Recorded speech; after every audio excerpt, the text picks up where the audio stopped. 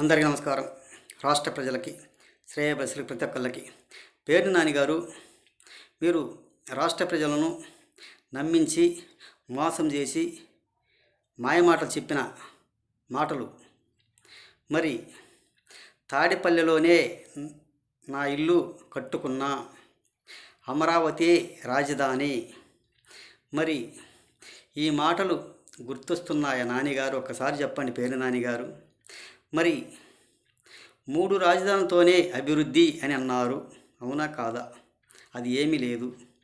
దసరా నుండి నివాసం వైజాగ్ అని అన్నారు, అది లేదు. దీపావళి నుండి నా నివాసం వైజాగ్ లేదు. క్రిస్మస్ నుండి నా నివాసం వైజాగ్, అది లేదు. మరి ఉగాది నుండి నా నివాసం వైజాగ్, అది లేదు. జూన్ 9వ తేదీ నుండి నా ప్రమాణ స్వీకారం వైజాగ్లో ఫ్లాటింగ్ బ్రిడ్జి పైనే అన్నారు. మరి ఈ డైలాగులు, భజనలు గుర్తొస్తున్నాయా పేర్ని నాని గారు మీకు? ఇప్పుడు నమ్ముతారా రాష్ట్ర ప్రజలు? నమ్మరు. 5 సంవత్సరాలు చూశారు కాబట్టి నమ్మేదానికి లేదు, నమ్మే స్థితి లేరు రాష్ట్ర ప్రజలు. ఒక్కసారి తెలుసుకో. మీరు అంతగా ప్రేమించినా కానీ మీరు వైజాగ్ నుండి రాజధాని చేయాలనుకున్నారు కాబట్టి మరి ఈ వైజాగ్ నుండి రాజకీయం చేయవచ్చు కదా. అంతగా ప్రేమించినా కానీ ఒకసారి తెలుసుకోండి. ఇటువంటి పనికిమాలిన డైలాగులు, పనికిమాలిన మాటలు ఎవరు నమ్మరు, నమ్మే స్థితి లేరు. మళ్ళీ వైజాగ్ ప్రజలను బురిడి కొట్టాలని ప్రయత్నం చేస్తున్నారు. వాళ్ళు నమ్ముతారా? నమ్మరు. మీలాంటి మాయ మాటలు, టక్కరి మాటలు నమ్మటానికి ఆస్కారం లేదు. ఇకపై మీ అబద్ధాలను ప్రజలు నమ్మే స్థితి లేరు, నమ్మరు, నమ్మటానికి ఆస్కారం లేదు. ఇంకో 20 సంవత్సరాల వరకు మీ వైఎస్ జగన్మోహన్ రెడ్డి గారు సీఎం అవ్వడం కష్టం, కావడానికి ఆస్కారం లేదు. ఒక అమాయకపు మొహం వేసుకొని ముద్దులు పెట్టడం, ఆస్వాదించడం, మరి నీ బిడ్డను అనడం, ఆంధ్రప్రదేశ్ గొప్పగా నటించి రాజకీయ నేత ఎవరంటే వైఎస్ జగన్మోహన్ రెడ్డి గారేను, ఎవరు లేరు.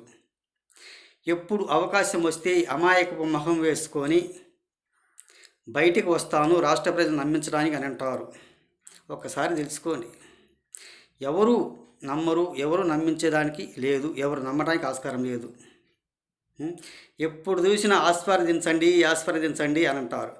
ఆస్వాదించడానికి ఆస్కారం లేదు కదా. ఎవరు దీవిస్తారు?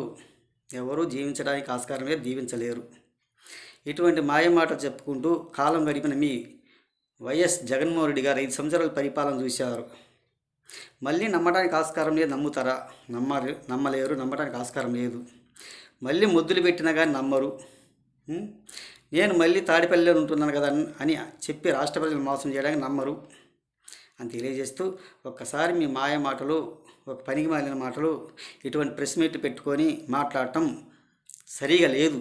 ఎవరు నమ్మరు. రాష్ట్ర ప్రజలు నమ్మారు, చూశారు 5 సంవత్సరాలు, ఇక నమ్మరు.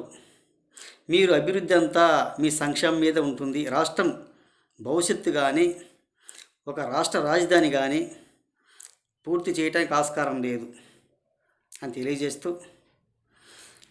హృదయపూర్వక ధన్యవాదాలు. ఇదివరకు కూడా చాలాసార్లు కూడా చెప్పే ఉంటాను, విశాఖ స్టీల్ ప్లాంట్ కూడా అమ్మకానికి పెడతారు అని తెలియజేస్తూ హృదయపూర్వక ధన్యవాదాలు.